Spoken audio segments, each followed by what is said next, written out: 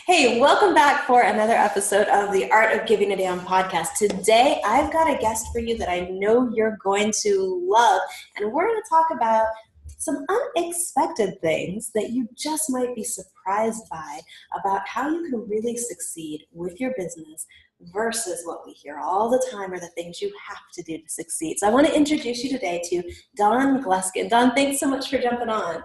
Yeah, thanks so much for having me. What a fun topic. I'm excited. I am too, because you've got some really interesting stories in your history, which fits right in because you are a storyteller, truth digger, and catalyst for self-expression. What a cool way to describe what you do. Thank you. All right, so you help people really get their stories out there. What inspired you to go into that for your business? Well, it's kind of an interesting story, actually. When I was a little girl, I always knew I'd be a writer when I grew up until, I realized I would never make any money doing that. So I ended up going to college for business and actually started my career in sales and marketing, which I've been doing in some form for 20 years.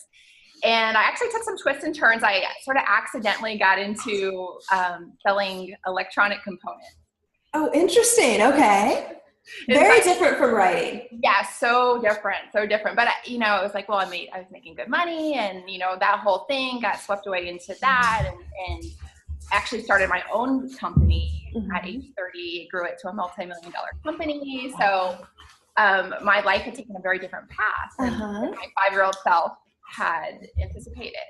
But as it goes, and as the universe is always listening, inside of that career, I was like, well, this is good money. I like this work, but I want to do something more creative, and I want to coach people and help people. And that was kind of always going on in the back of my head. And I even did some of that part-time. And to make a really long, painful, expensive story short, that multi-million-dollar technology company I was running actually ran into the ground. So I went from zero to 3 million back to zero again. It was very difficult at the time. I mean, I can talk about it now like it's what I had for breakfast, but at the time, of course, that had to be devastating. Yeah, it's like having like a child, growing a business from birth. And I ran that company for 7 years. I had 15 employees. But now in hindsight, it was actually a huge blessing in disguise. I had to pick up the pieces. I had to take care of some financial responsibilities and just, get myself back. But after that, I really got to do what I wanted to do. And that was the way this new business, my new company came into fruition was I declared, I said, you know what, I always want to be a writer. I'm going to start writing, helping people tell their stories.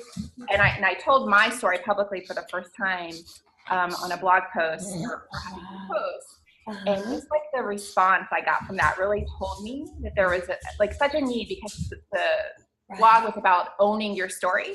And when you own your story, it no longer owns you. So I had lifted this weight off my shoulders, and people were like, oh, thank you for sharing that. You inspired me to share my story. And it's just kind of, grown really fast from there. So I knew I was on the right track.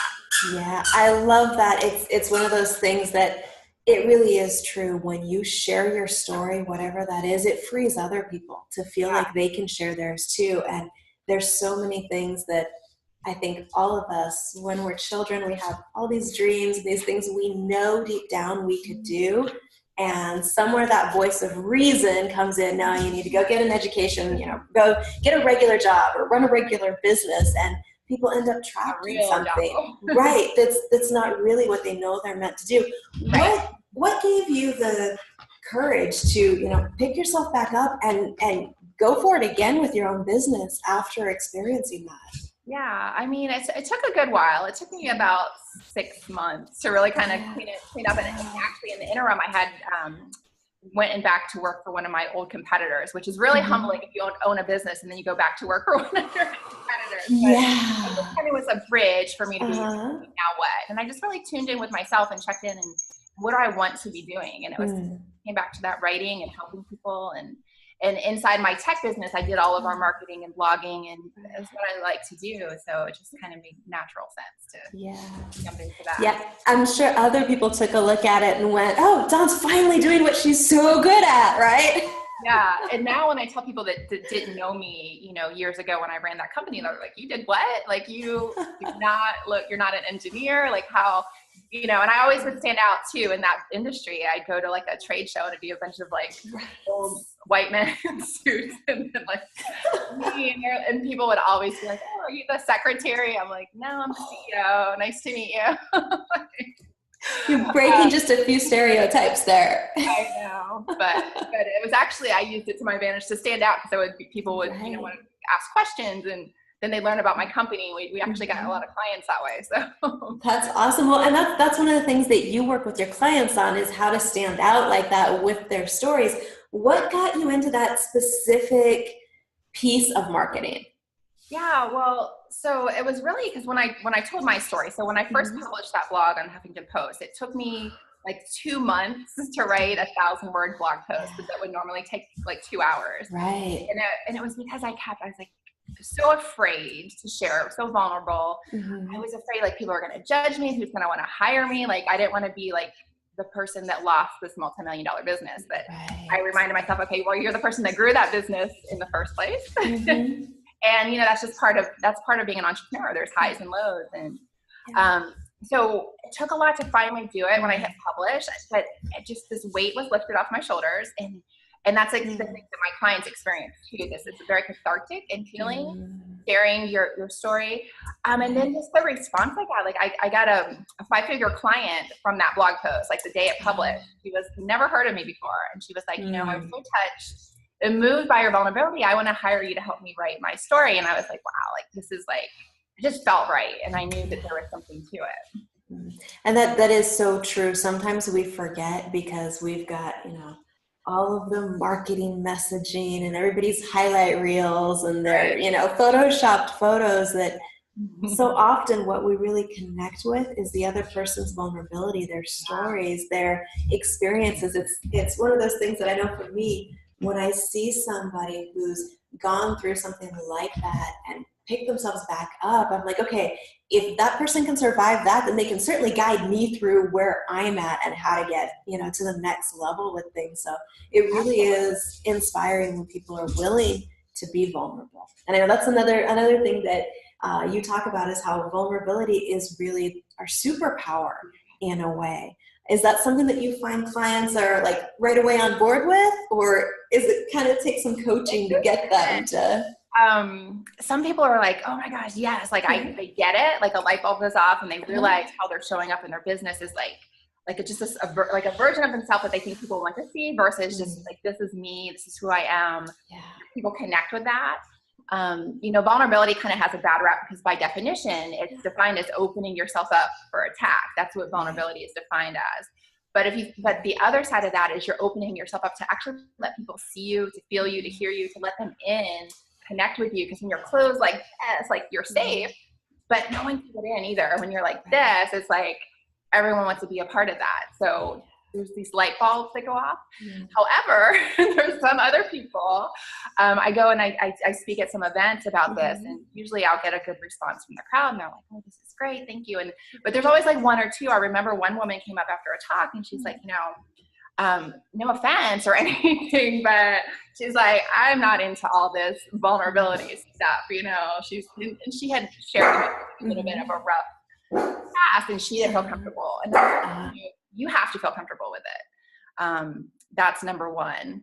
And number two, it's not about just like airing all your dirty laundry either. You know, there's some tact to it, some strategy to it. So there's definitely some of that where people resist it, but most people are coachable and they can be coached through it. And then they say on the other side of it, how it helps them heal or help them, you know, really step into their full power. Because we carry a lot of shame when we hold things in, and it's very toxic.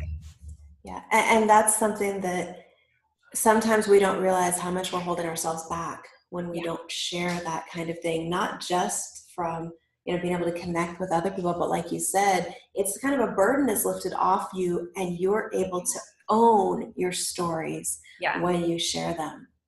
absolutely. Instead of like, think about it like this, you're always in the back of your head. It might not be right there, but somewhere in your subconscious mind, you're always like, oh, they're going to find out. They're going to know what happens if, and you feel like a fraud, and energetically it's off. But when you're just like, this is it, I've made mistakes. You just own it. Part of who you are, it's part of your journey. And there's no human out there that hasn't made mistakes or so you're human, just like the rest. You know what I mean? So incredibly true. We tend to think we've got to hold ourselves to some impossible standard. I know, especially working with as many women as I do, so many of them struggle with what you just said about that fraud factor, that fear of somebody's going to find out. I don't actually know what I'm doing. And we all feel that way from time to time, right? Of, what the heck who gave me permission to do this? and the more we are honest and open about those things, right? There is a risk inherently to opening yourself up, but the reward on the other side of it is, so worth being able to share. And it's not just, emotional freedom for yourself, but it really is how you attract the right clients to you. And I'm sure that's something that you've got so many conversations with clients about. And it's funny when we try to fit in that box and be that, perfect professional, we end up attracting clients who that's what they want. And then we end up trapped, right, in a business that we can't even be ourselves. Yeah. And I can imagine when you were running the tech company, there had to be parts of you that, your little 5-year-old inside was like, no, I want to write. Yeah. And I did. I found a way to do that. And that was actually a big part of how we grew so fast, is I took over social media and just was a different voice in the industry. And I had like alternative opinions that made us stand out. So I did find a way to do that. So that's really an interesting point, because I know so many people are afraid if they've got a different opinion or they don't quite fit in their industry. What advice would you give to somebody who they know they could stand out and get attention if they would be a little more brave about sharing some of those opinions, but they're afraid to? What would you tell them to focus on or to do in that situation? Well, one is just to know this. So the bravery muscle, it's like something you have to build over time. So like the first time you put yourself out there, maybe the first time you hit publish on a blog, or you hit, the live button on a feed, it can be scary. You're like, what if I say something stupid? Or, we all have those human thoughts, right? Yep. The more you do it, the first time might be a little scary. It gets easier, and to the point you're going to look back and be like, why was I afraid of that? There's always going to be people that agree with you or that don't agree with you. But it's actually a good thing when you have people that disagree with you. Otherwise, you're being too safe. You're being too plain, too vanilla. Maybe no one's disagreeing with you, but no one's like falling madly in love with you and like being your raving fan either. So that's what's on the other side of it. When you show up, you might, if you really show up as who you are, and especially if you have different opinions, you might, create a few waves. You might make a couple of people angry, or they might not agree with you, but it's not the end of the world. Everyone doesn't have to agree with you. But the other side of that is you're going to have people that love you and rally around you. And because authenticity, it stands out. People really connect to that, you being real. It does. And you're right. It doesn't kill you. I remember the first time I got a actual nasty email, and I had already been in business 8 or 10 years, but I was one of those, I'm going to blend in. I'm not going to be controversial. And when I finally started sharing a little bit more of my own story, I got this email this time. And I sat at my computer just in tears, bawling, because I was so taken aback by it. And I remember it took me probably a week to get over that and send another email to my list. But then looking back at it, I realized I'm still alive. Yeah. It didn't kill me. And I also got, all these other emails from people that were like, thank you for sharing this. I'm going through the same thing right now. And so it is one of those things, like you said, there is the risk that some people won't like your story or won't like you and who you are. But there's also those people who will absolutely fall in love with you when you are willing to share that. Absolutely. And what I tell my clients now is congratulations if you get one of those scathing emails, or oh my God, congratulations, you're really showing up now. You're really doing it. And that's what it takes. You can't think of anybody in a position of, power, any political, politics is plain as day, love, hate. But even like an Oprah, like how can you not love Oprah? But there's people that don't love Oprah. Right. And she doesn't care. She's just going to keep eating Oprah. And that's just how you got to do it. Yeah, you just got to keep going. That's for sure.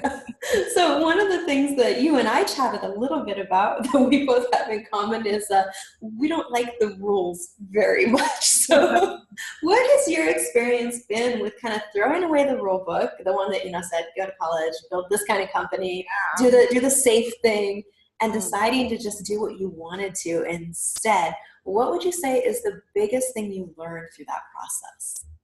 The biggest thing I learned is really to check in with yourself, right? Listen to your gut. You always know, like even when I was growing, like when I started that 7-figure technology company, I started very small. It was me in my living room. My firstborn daughter was like 6 months old at the time. So I was making sales calls with a baby on my lap.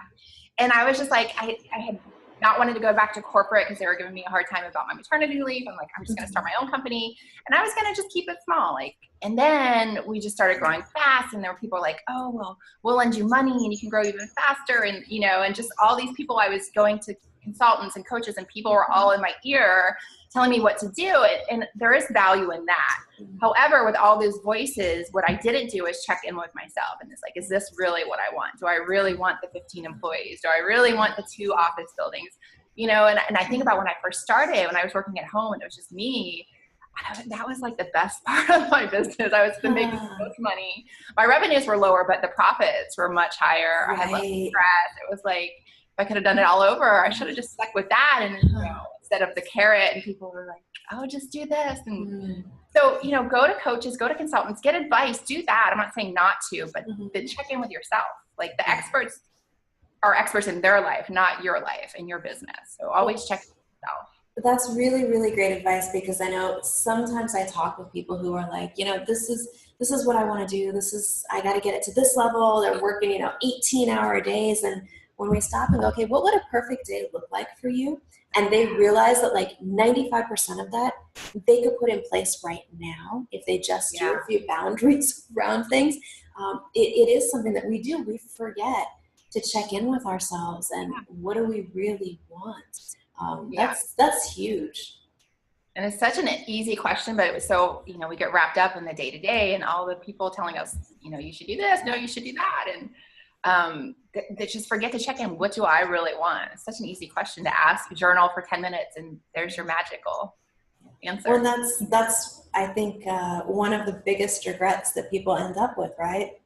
Is, you've got this in the notes that you shared with me, the number one deathbed regret is, I wish I'd had the courage to live a life true to myself, not the life others expected of me.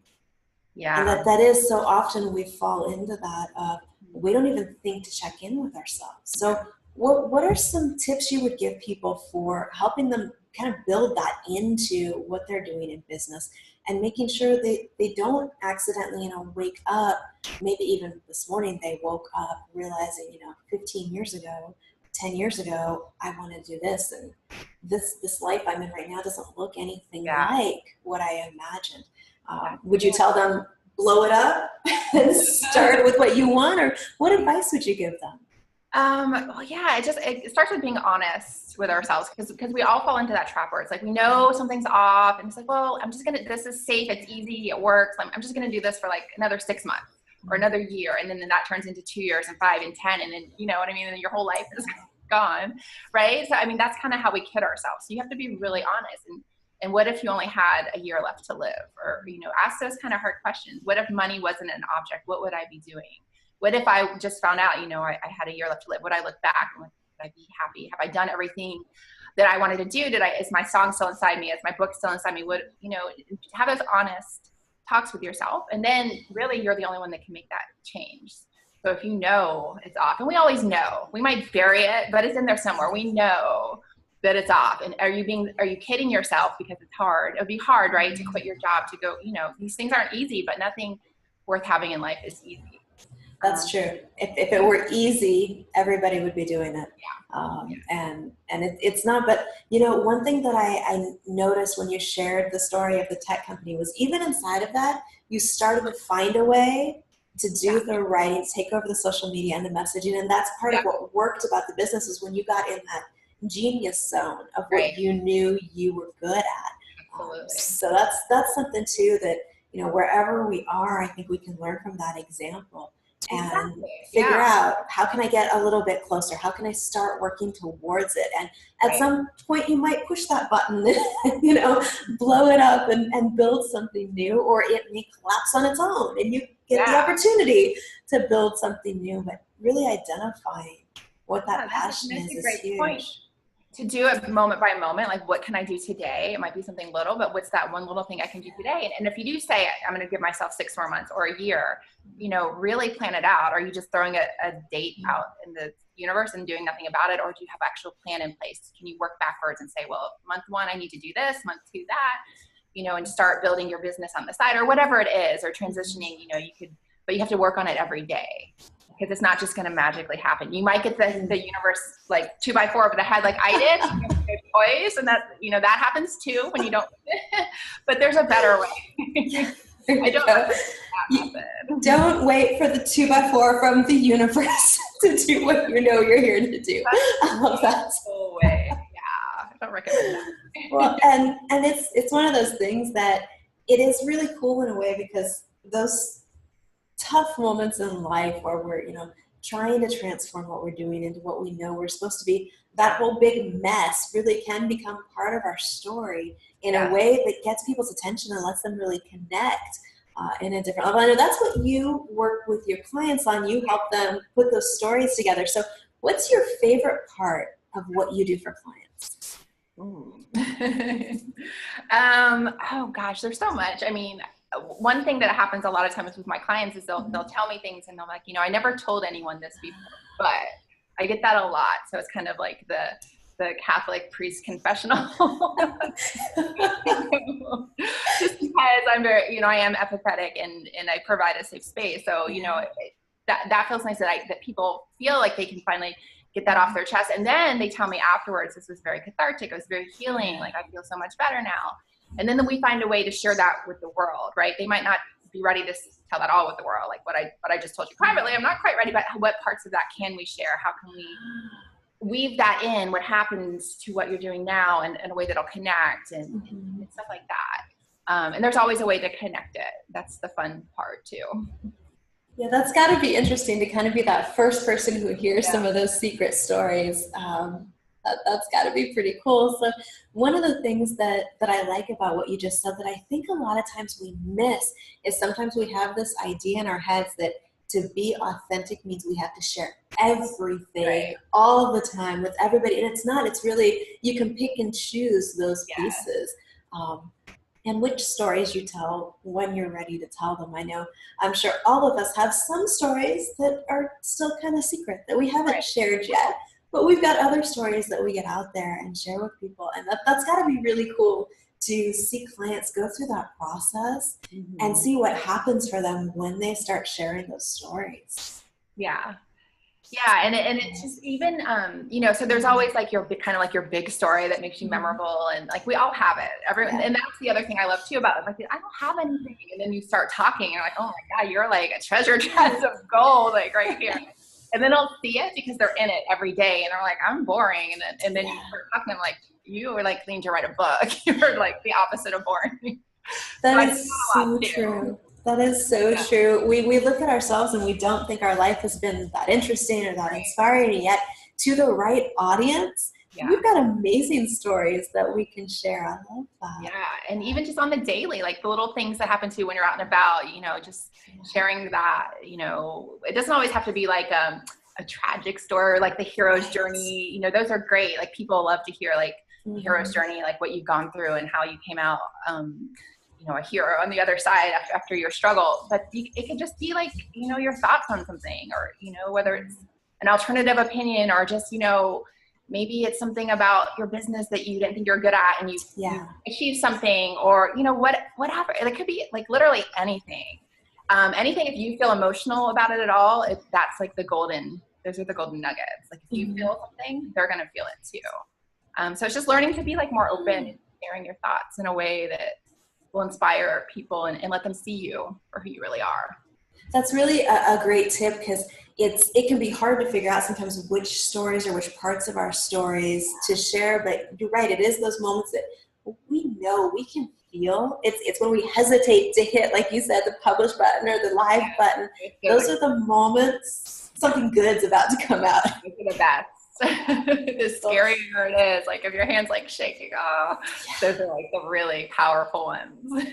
So I know that one of the things that you help your clients do is figure out how to work those stories into their sales and their marketing. And I know one of the things that, oh my gosh, I've lost count of how many people have told me they struggle with is writing sales pages. So what are just a couple of tips you could give somebody if they're trying to put together a sales page and figure out what story to tell around it? Because that is what grabs people's attention, right? Is when we start with a story of some sort and open with that. So what's just a tip or two that people could apply if they're working on that? I mean, like, just, it really would depend kind of on the product and service, but just like a generalization, like why you're doing it story. Like, why are you so passionate? Like, you obviously created this product, or you created this service, or this course, or whatever you created for a reason. And it wasn't probably, oh, I want to make money. Because my clients don't just want to make money. They have like, a mission. So there's something there of why this is important to you. So really tap into that. Like, what, how did you get to be the expert on this? Or why do you care so much about it? Why do you want your clients to have this? Like, maybe before you knew about this, your life was A, and then after you discovered this method, this is, this kind of, there's a lot of different ways you can go with it, but it's all just kind of tap in and to see why it matters to you, and then talk about that. And that's kind of like the easy, always works, if you could find something to tap into there, that's golden. And I love that, because that's kind of a little bit of the same thing that you love about working with your clients. It's us sharing the behind the scenes, here's what inspired this type of story. So I can see where that would really work to get people's attention on a sales page, find out, why does this product even exist? What's the goal with it, or what inspired it? Very cool. So I know you've also got a template and a training for creating those types of sales pages. Yeah, well, I do. I have, I do. I have a whole template you can use. It's called Sales Pages That Convert, and it kind of walks you through just kind of like all the elements that should be there, and then how to go about writing each section. So it just makes it really easy. I love writing sales pages. It's fun. I know most people hate it, but I try to make it as easy as possible. And people that have gone through the training have been like, wow. Well, maybe with a template and some guidance, people can have a little more fun with it. So guys, if you are not having the most fun yet with writing your sales pages, you can find a template and a training from Dawn on this on her website. It's blissedcommunications.com, BLISSED, blissedcommunications.com. And when you land on the page, scroll down a little bit. There's all sorts of stuff that you will find on the site. I know when I looked earlier, what caught my eye was the naked approach. So you may want to go look and see what that is. But scroll down and you'll see a button that says instant download, and you can grab a copy of that template and training that'll walk you through how to apply some of what Dawn shared today with how to put your stories into your sales pages and how to write things that will get people's attention, keep their attention, and get them really excited to work with you in your business. So I wanted to make sure we sent people that way and shared that with them. So as we kind of wrap up here, what is one piece of advice you would leave people with if they're listening to this and thinking, okay, I want to share a little bit more of my story. I want to get braver, be a little more vulnerable, but I don't know where to start.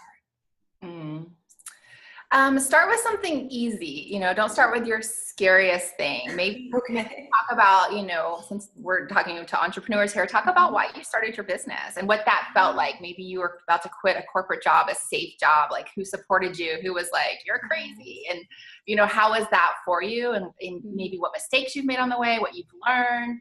Cause that should be pretty easy to write about, and people will really connect with it. And tap into the emotion, like how you felt, how scary was it when you typed up that resignation letter, or when you knew this is my last direct deposit, now it's up to me to make my own money. And how did you do it? And how did you get from that point to where you are now? Like that's easy to write about, I think. So start there, and you'll be surprised at what comes out and how people connect with it. Very cool. Yeah, that's a fantastic suggestion of where to start with that is what's your story of why you decided to do what you're doing? And I think all of us in that story have those moments of, am I crazy? You look at the bank account when you're first getting started and go, am I sure I can do this? But I love stories like that because they do inspire others. As you're telling it, it is like you said, that burden's lifted a little bit. You own your story, and it really does boost your confidence. To look back at where you started, where you come from. Okay, I may not be here yet where I really want to be. I see so much potential, but I'm not here anymore. I've come a long way. Yes. Entrepreneurs tend to look ahead, which is great. That's how we're like, but you gotta look back and be like, oh yeah, go me. Go me. I love that. People will connect, and like you said, it'll inspire someone else's, like standing at the edge of the cliff looking off and just reading your story. They might make that leap. So. I love that. So thank you so much for jumping on for a few minutes and sharing what you do, what inspired you to do it. I know that hearing your story will be an inspiration to others, realizing, you can make that decision, whether it's a step at a time with where you're at, or whether it's just going for it with something new, to really do what you want to do so you don't, get to the end of life with that regret of, I lived a life for other people instead of for myself. Because, sometimes we feel selfish when we go, I want this.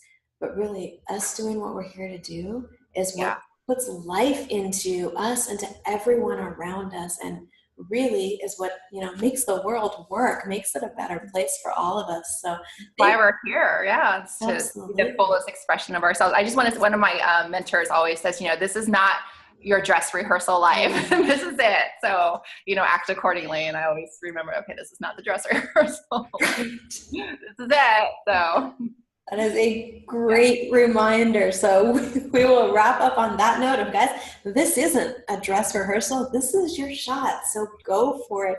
Do what you're here to do. Make sure you stop by Dawn's site. Again, it was blisscommunications.com. Grab that template and take a minute to look around. She's got some great articles on the blog and things that will inspire you in that journey to be a little more vulnerable and to do a little more of what you're here to do. And if you're looking for help with the messaging, the copywriting in your business, definitely reach out to her and have a conversation. So thanks again, Dawn, for jumping on. I appreciate it. Thank you so much, Michelle. It was a pleasure. Thank you. Have an awesome day. And everybody listening, be sure to tune in for the next episode, and I will see you then.